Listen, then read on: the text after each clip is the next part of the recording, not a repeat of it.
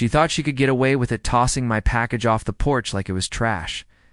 But Karen had no idea who I really was, or that this was about to backfire in the most epic way.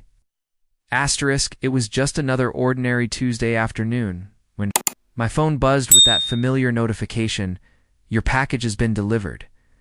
My heart sank when I arrived home to find absolutely nothing on my porch. No box, no "sorry we missed you" tag, just empty space where my long-awaited delivery should have been. Immediately suspicious, I pulled up the security camera footage from earlier that day, and what I saw made my jaw literally drop open in disbelief.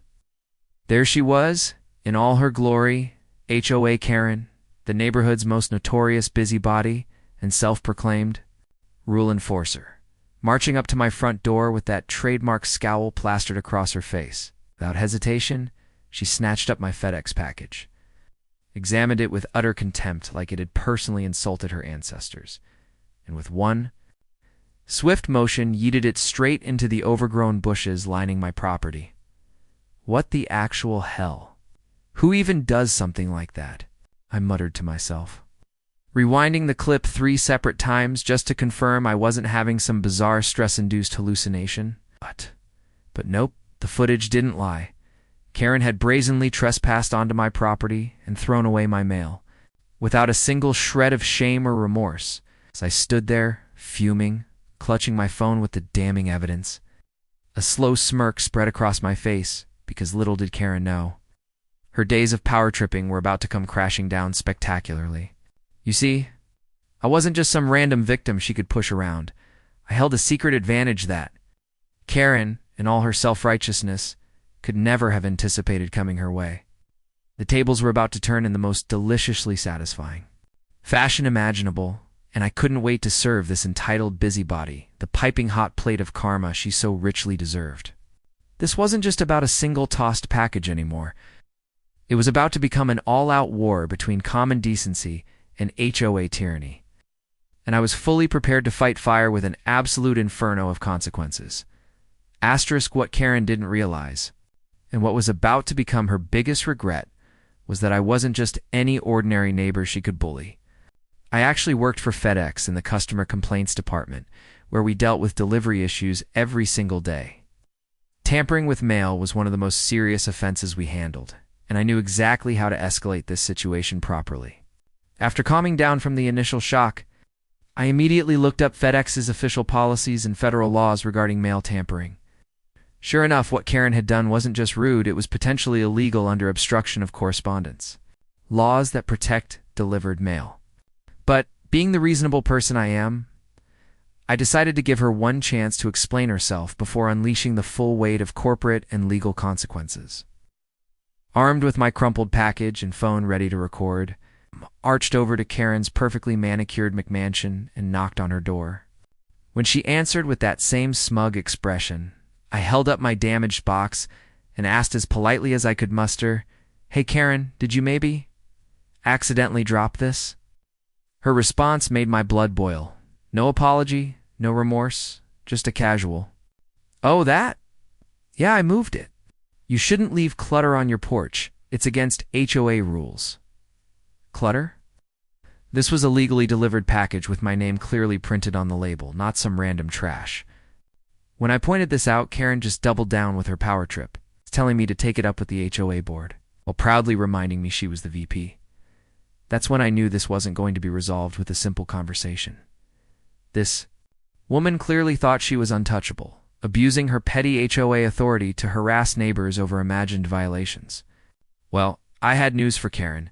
She'd just picked a fight with someone who knew exactly how to hold her accountable, and I was about to unleash a storm of corporate complaints, legal threats, and public shaming that would make her wish she'd never touched my damn package.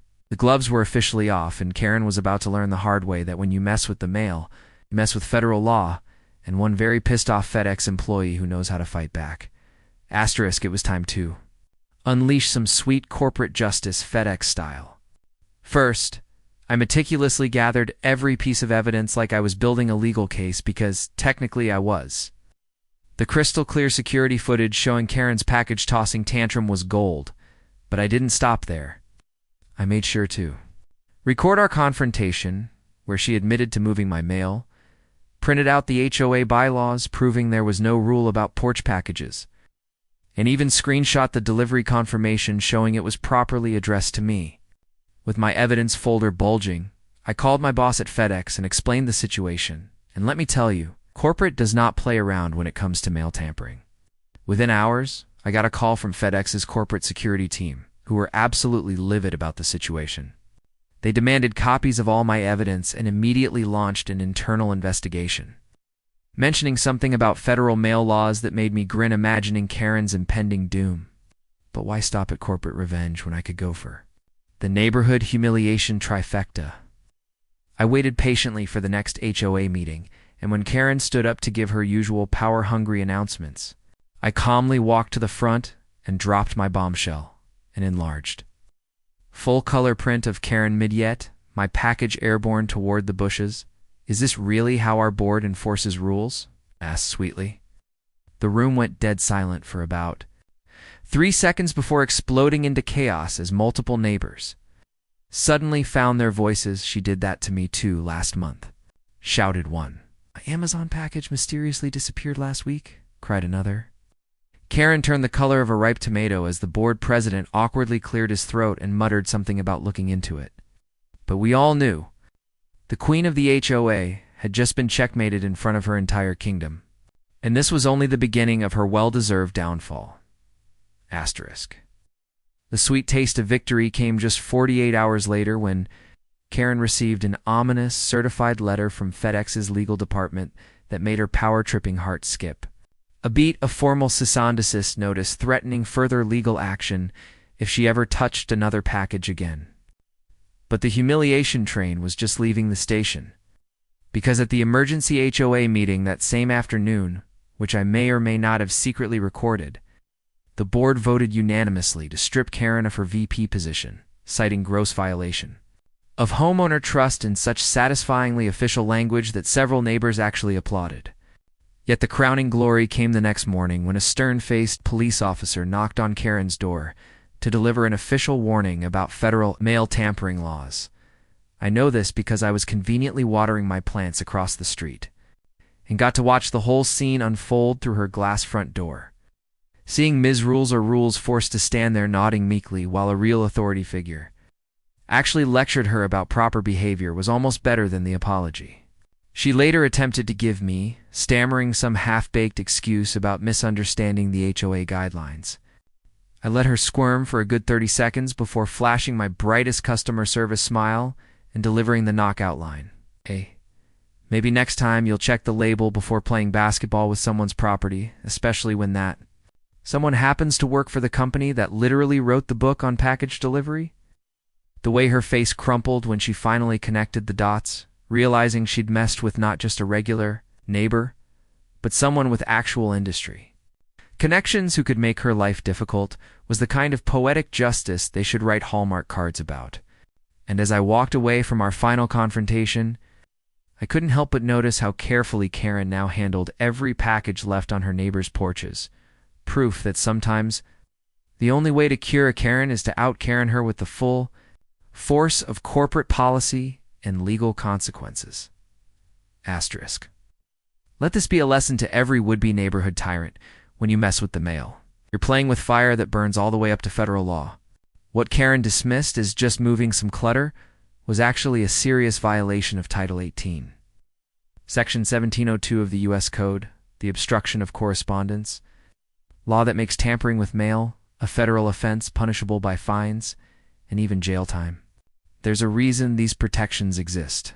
My story proves why we can't let petty HOA busybodies think they're above the rules that keep our society functioning. Speaking of HOAs, while they serve legitimate purposes, Karen's spectacular downfall shows exactly where their authority ends. You can't just make up rules to feed your power complex, especially when they violate actual laws and basic human decency.